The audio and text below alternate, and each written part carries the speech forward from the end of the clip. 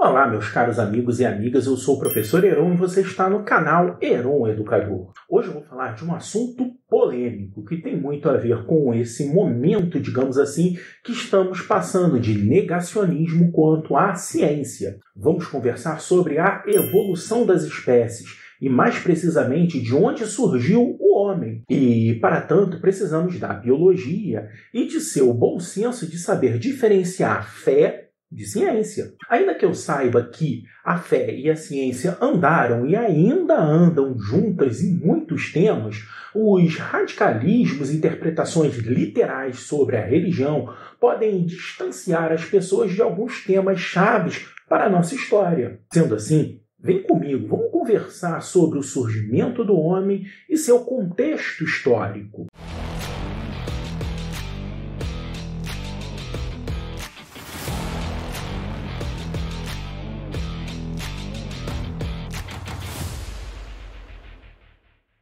Ainda hoje, muitos falam, sem base científica, que o homem derivou do macaco. Olha, eu não vou nem entrar aqui na discussão de que macaco é um termo geral para primatas. Quero dizer que existiu sim um ancestral comum entre o homem e os primatas.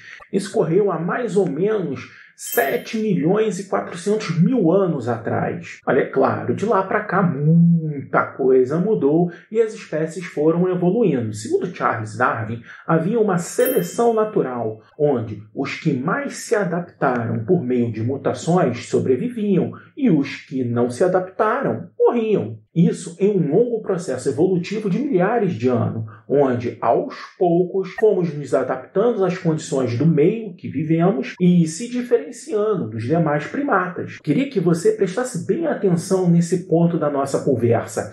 Evolução das espécies é uma coisa e a ideia de progresso é outra muito diferente. Principalmente se você associa a ideia de progresso a uma passagem do estado inferior para um estado superior. Digo isso porque a espécie humana evoluiu, mas não com diferenciações de raças. A ideia da diferenciação dos homens em raça foi uma deturpação da ciência do século XIX. Houve naquele momento um motivo histórico para a invenção do conceito de raça entre os homens e tinha por base justificar uma falsa superioridade do homem branco europeu em relação aos demais povos. Só queria deixar claro esse ponto e até podemos em outro momento conversar sobre as ideias racistas do século XIX.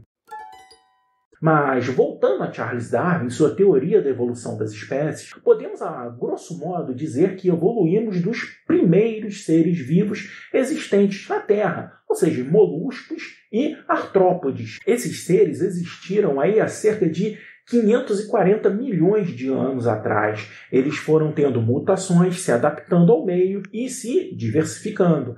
Assim surgiram os animais terrestres, os mamíferos e deles os primatas ancestrais. Desses, as espécies foram se diversificando. Assim surgiram os antropóides, que deu origem ao gênero Homo, isso com cerca de 1.700.000 anos atrás. Seguindo essa trilha evolutiva, o gênero Homo foi se expandindo geograficamente e se diversificando até a espécie humana moderna, o Homo sapiens, que surgiu há cerca de 100.000 anos atrás, na África. Sendo assim, para fecharmos o assunto, não somos descendentes de nenhuma espécie de macacos atuais. Dentro desse processo evolutivo, as demais espécies de Homo foram, ao longo do tempo, sendo extintas, sobrando apenas a nossa linhagem. Agora é aquela hora de você mostrar que é um ser evoluído.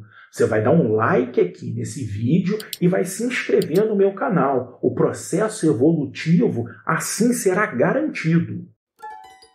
Mas você pode estar se perguntando, se os homens surgiram lá na África, como eles chegaram até aqui nas Américas? Bom, durante muito tempo, a hipótese da passagem do homem pelo Estreito de Bering, há cerca de 12.000 anos atrás, foi a mais aceita.